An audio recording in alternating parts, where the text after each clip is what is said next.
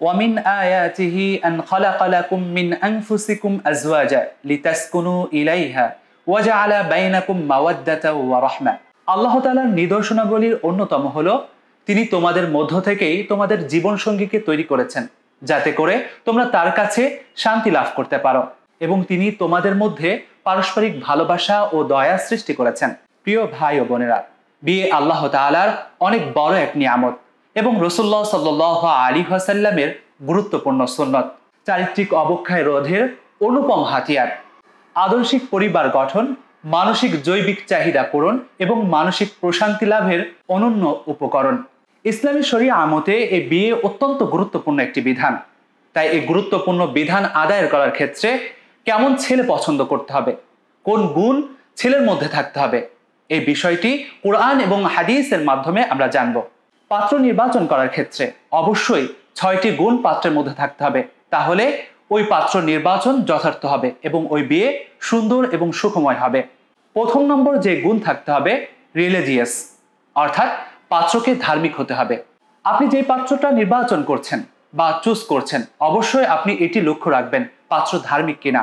আমরা দেখতে পাই বিশ্বনবী সাল্লাল্লাহু আলাইহি ওয়াসাল্লাম যখন তার আদরের দুলালি ফাতেমা রাদিয়াল্লাহু তাআলা আনহাকে বিবাহ দেন, তখন তিনি এই ধার্মিকতার বিষয়টাকে প্রাধান্য রেখেছিলেন। এজন্য আমাদেরকে এই বিষয়টা লক্ষ্য রাখতে হবে। এ ব্যাপারে বিশ্বনবী সাল্লাল্লাহু আলাইহি ওয়াসাল্লাম হাদিসের মধ্যে উল্লেখ করেছেন, ইযা জাআকুম মান তারদাউনা দীনাহু ওয়া খুলুকাহু ফাযাওয়িজুহু। যদি তোমাদের কাছে কোনো ধার্মিক ছেলে এসে বিবাহের প্রস্তাব দেয়, তাহলে তোমরা তার সঙ্গে তার বিবাহ সম্পাদন করে দাও। এই হাদিস দ্বারা যে বিষয়টি স্পষ্ট হয়, পাত্র ধার্মিক কিনা এই বিষয়টি আমাদের লক্ষ্য রাখতে হবে। দ্বিতীয় বিষয় হলো ক্যারেক্টারফুল, পাত্র চরিত্রবান কিনা এই বিষয়টি আমাদেরকে লক্ষ্য রাখতে হবে।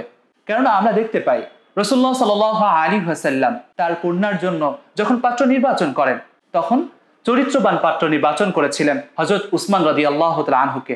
এজন্য আমাদের লক্ষ্য রাখতে হবে আমরা যে পাত্র নির্বাচন করছি সে পাত্র চরিত্রবান কিনা। এ ব্যাপারেও বিশ্বনবী সাল্লাল্লাহু আলাইহি ওয়াসাল্লাম হাদিসের মধ্যে বলেছেন, ইযা জাআকুম মান তারদাউনা দীনাহু ওয়া খুলুকাহু ফাযাওয়িজুহু। যদি কোনো চরিত্রবান ছেলে এসে তোমাদের কাছে বিয়ের প্রস্তাব দেয়, তাহলে তোমরা সেটাকে গ্রহণ করো এবং তাদের সঙ্গে তার বিবাহ দিয়ে দাও, সেটাকে অ্যাভয়েড করো না। যদি অ্যাভয়েড করো, ইল্লা তাফআলুহু তাকুন ফিতনাতুন ফিল আরদি ওয়া ফাসাদুন কাবীর। যদি তোমরা তাদেরকে অবজ্ঞা করে বাদ দিয়ে দাও, তাহলে এটি জমিনে ফাসাদ সৃষ্টির কারণ হবে। এই হাদিস দ্বারাও আমাদের কাছে যে বিষয়টি স্পষ্ট হয়, পাত্র নির্বাচন করার ক্ষেত্রে অবশ্যই পাত্র চরিত্রবান কিনা এটা আমাদেরকে লক্ষ্য রাখতে হবে।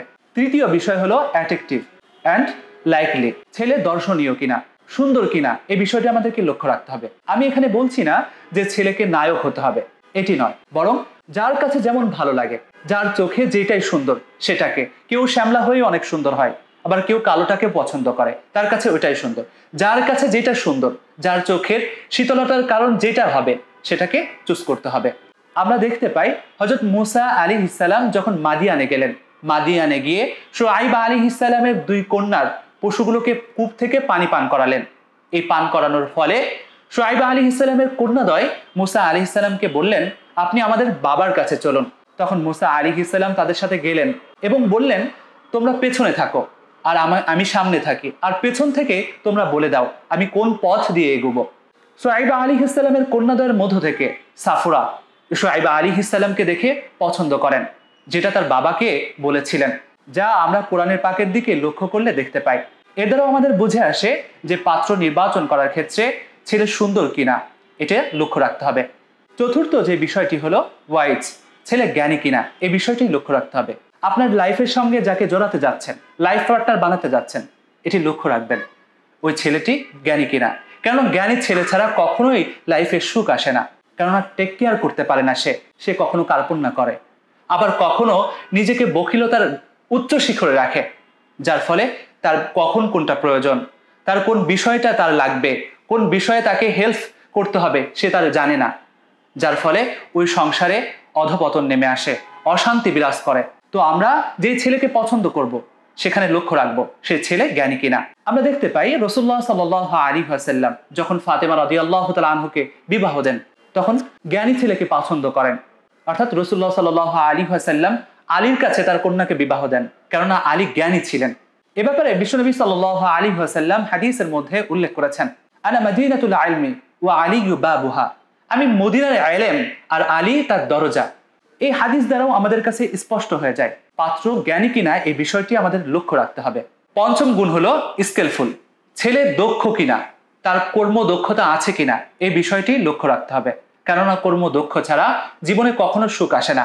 আমরা দেখতে পাই বিশ্বনবী সাল্লাল্লাহু আলাইহি ওয়াসাল্লাম যখন তার মেয়ে রুকাইয়া রাদিয়াল্লাহু তাআলা আনহুকে বিবাহ দেন, তখন উসমান রাদিয়াল্লাহু তাআলা আনহুর মধ্যে ওই কর্ম দক্ষতার গুণ দেখেছিলেন, যার ফলে ওই কর্ম দক্ষতাকে কাজে লাগিয়ে উসমান রাদিয়াল্লাহু তাআলা আনহু অনেক সম্পদ অর্জন করেছিলেন, যার ফলে রাসূলুল্লাহ সাল্লাল্লাহু আলাইহি ওয়াসাল্লাম তার দুইটি কন্যাকে উসমান রাদিয়াল্লাহু তাআলা আনহুর সঙ্গে বিবাহ দিয়েছিলেন।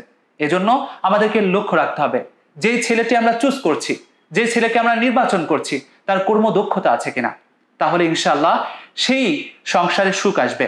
সর্বশেষ 6 নম্বর গুণটি হলো ছেলে ফেথফুল কিনা, অর্থাৎ বিশ্বস্ত কিনা, এই বিষয়টি আমাদেরকে লক্ষ্য রাখতে হবে।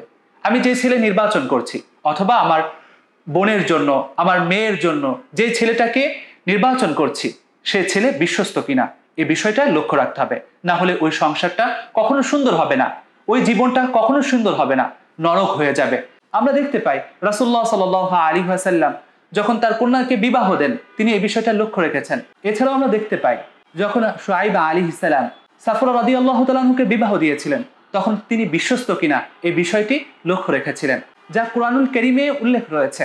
আল্লাহ তাআলা বলেন, ক্বালাত ইহদাহুমা ইয়া আবাতি ইস্তাজিরহু, হে আমাদের পিতা, আপনি তাকে তার পারিশ্রমিক দিয়ে দিন।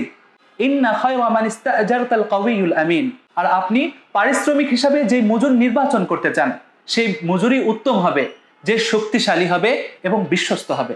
এই আয়াত দ্বারাও আমাদের কাছে স্পষ্ট হয়ে যায় যে পাত্র নির্বাচন করার ক্ষেত্রে ওই পাত্র বিশ্বস্ত কিনা এই বিষয়টি আমাদেরকে লক্ষ্য রাখতে হবে, দেখতে হবে। তাহলে ইনশাআল্লাহ আমাদের ওই জীবন, ওই নির্বাচন কখনো কষ্টের কারণ হবে না। আমরা প্রত্যেকেই পাত্র নির্বাচন করার ক্ষেত্রে, আমরা যে সমস্ত ভাইরা পাত্র নির্বাচন করছেন তার বোনের জন্য, যে সমস্ত বাবারা পাত্র নির্বাচন করছেন তার মেয়ের জন্য, অবশ্যই এই 6টি গুণ লক্ষ্য রাখবেন। তাহলে আপনার মেয়ে, আপনার বোন, আপনার লাইফ সুন্দর হবে ইনশাআল্লাহ। আল্লাহ তাআলা আমাদের প্রত্যেককে উক্ত গুণগুলো লক্ষ্য রেখে পাত্র নির্বাচন করার তৌফিক দান করুন। আমিন। আসসালামু আলাইকুম ওয়া রাহমাতুল্লাহি ওয়া বারাকাতুহু।